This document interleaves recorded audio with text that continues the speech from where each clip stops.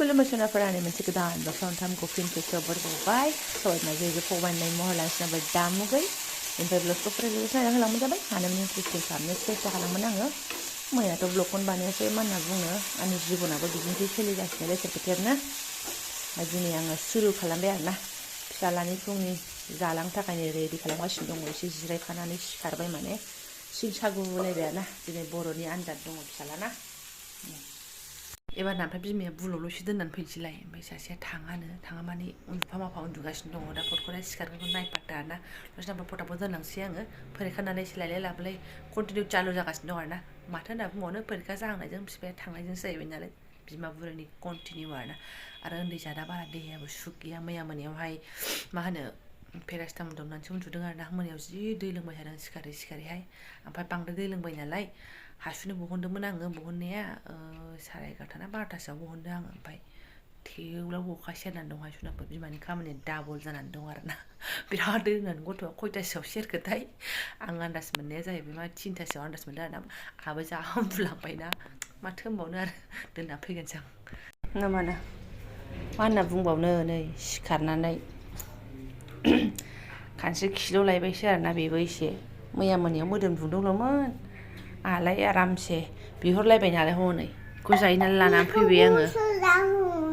बे गुसुखासोथ' आयं साया बिमायंनावसो साहा बाहागो लानानै दंमोन हायाबाबो आरोना ओमफ्राय आं फैनायजों खानस्रि खिल'नाय गोबानायजों गोबान ओंखारबावदों मा गोबान ओंखारदों मेथायाबो बिदि मोनजालाबायाखैमोन मैयाथ' आं सानसेमान जिबानो मोनजाहोखायाखै बेलासियावल' ओमफ्राय र' मा जाना अरिअ बिस्कुटसो जादोंमोन बिदि नङा आरोना जेबो गैया दै लोंनायल' नालाय दैल' नै सुजोब्बाय आङो जाथ'नांला लोखि दा नों गफिनगोन बियो मा दोनथ'नोसै दे लोखि दे आयै नै जाथ'नांला मा आं दोनथ'नोसै मा दायो जागोन नों सोफिनदो आं प्लास्टिकआव दोनसै माथो खेवखो नों थाम्फै बाजोबसिगोन बियो नों जिरायथ'दे मा दे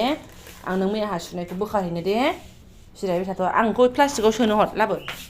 जाथ'वासै बुजाया जाय हाखाया गावबो हो ए भगबान बे लाल साहा आयंनि माखौथो नांगौ दुधेर साहा लागे नों दा साहा लोंबाथाय गैला मा गोबाजोबगोन उदै सिंनि फिलौआ क्रिमि जादों खोमाहाय चक्लेट जादों बिराद दाखालिफोरा चक्लेटखौ जायो बियो थैखागोनसो र' दा क्रिमिनिसो मुलि एसे लांनांसिगोन नोंखौ आङो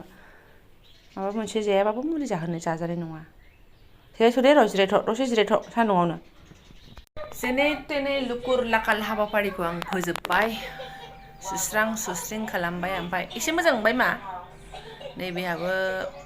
गुड दे बिस्कुट आरो बिमायंनि लाल साहाखौबो लोंजोब्बाय गोबादोंमोन मा ओमफ्राय दा मोजां मोनबाय जाबाय बावलिखौबो तुल्लु ओमफ्राय गुड दे बिस्कुटाबो तुल्लु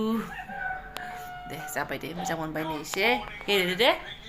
ओमफ्राय माथो खालामनो गादियाथ' हारसिं लामनो हाया अखा सेरबाबो ओमफ्राय बे मिक्स कालारसो सना येल्ल' मिक्स ओमफ्राय बारा सिन्था गैया मानो होनबा दा बेलासियाव ग्रिन कालार ग्रिन येल्ल' मिक्स ओमफ्राय ओरै सान्दुङा फैगोन आरोना ओमफ्राय बे सान्दुङा फैबानो खोरखिखौ ब्ला खेवबानो थाग थिग नाङो आरोना बेनि अखा सेरनाय जायगायावहाय ओंखायनो बारा सिन्था गैया आरो गादिया बिदिया थाब थाब रानो उफाय गैया ओमफ्राय बिमायाबो नै एसे लोंनानै लानोसै गाइखेर साहाखौ साननैसो थाथ'लायबाय आयंनि बायदि नङा आंना मुलिसो ग्रिन टिसो मामिना मुलिसो दे लाल साहा सानदों ओमफ्राय दान्दिसे उनाव लेडिसनि हाबाफारि माथो होनना बुंनो राजमा गरनैसो दंबावोमोन बेखौनो सोमजोब्बाय आङो ए टु जेड आलु एसे होनोसै टमेट'खौ दरसेल' होनोसै आं मानो होनबा गोखै गैया लाब गैया बियो जास्ट फर कालार होननायसो ओमफ्राय नै थिंख्लां होबावगोन थिंख्लांखौ दिनै आङो माबाखौ होआ आरोना गथायैनो गारनानै हरला माने रोसिखौ होनोसै दहाय एसे आगोलाव सोमनानै दोनदों बेखौनो जानांगोन मानो होनना बुंबा नै ओंख्रि होननायानो गैया अनलि टमेट' थाइनै आरो आलु दङ ओमफ्राय नै थेमा माखायाबो फुरा खालि माने मुसुर दालि गैला बुट दालि गैला मुग दालि गैला जेबो गैला मुसुर दालि गरनैसो दङ नै बाहाय दङ आरोना नैबे मोनसेयाबो फुरा खालि थांनांगौमोन माने बाजारावहाय उफाय गैया थांथ'वाखै आङो गथ'आबो देहाया सुग गैयाना ओमफ्राय ओंखारलांथारनांसिगोन उफाय गैया दा बेखौनो आं थाव होआ मुवा आरामसे खनब्रै खनबासो सिटि मारिनानै जानोसै आरो कुकारा ओंखाम संग्रायावसो ओमफ्राय देनायफोरखौबो हरलाबायनानै लाखानोसै र' खनसेनो हरनानै सिनायफोर बेखौनो बानायनानै लागोनसै आङो र' ओमफ्राय थाइबें थाइसे दं आरो बै सिङाव बेखौबो जानोसै आरो दावदै रुनोसै एसे बास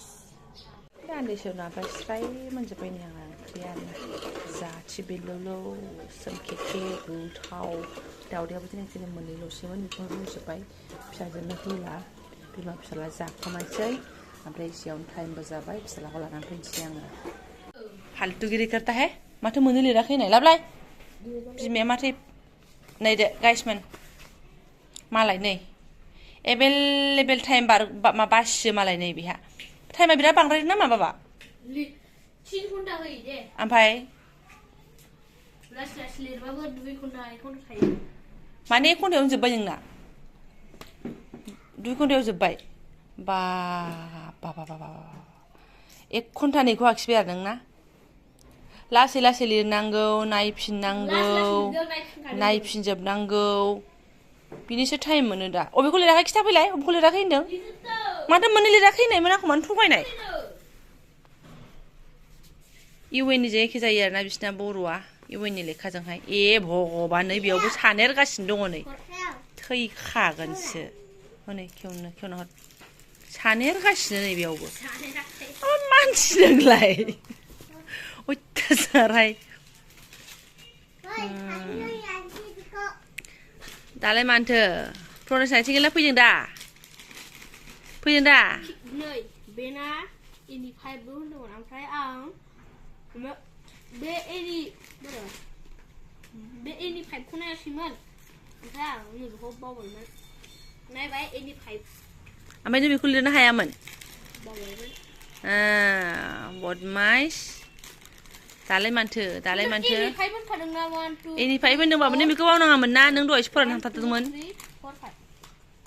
ओइ इजिखौ लिरबाय जाबाय दे लिरनायाथ' लिरबाय खिन्थु नों माबा नाङा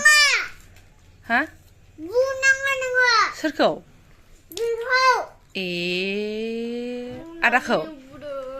नों बे आरना सोरबोदों बिमाखौ नायलाय मालाबा जि लोगो लायो मालाबा आरो गावनो ओरैबादि जोगोनबो बुगोनबो बिदाखौ आं जोआ दे नोंलाय मानोथो जोयो आदाखौ नोंबो जोला बाला नङा मेथाइ बाला गानानै फैदों मासुना बाला दं एसे ओंखारदो नायदो नै थांफानानै आं मा खालामनो आं लोमजायासै आं मोजां मोनबायसो होनलायलांबायबा मा होनबावनो लाबथिनाय बेरायबाय थानाय हारजागा जेथिंबो लामाथिंबो दखान ओंखारदो दुगैदो बेनो जोंनि नक जक सुखु दुखुनि हाला सुनाफोर आरो मा होनो बिदिनो टेनसन जायो आङो फरायनानै थांदोंबाबो माखौबा गन्डगल खालामनानै फैयो हनै मालाय एक्सट्रा टाइम मोनलायलायोनो जिउ जावनो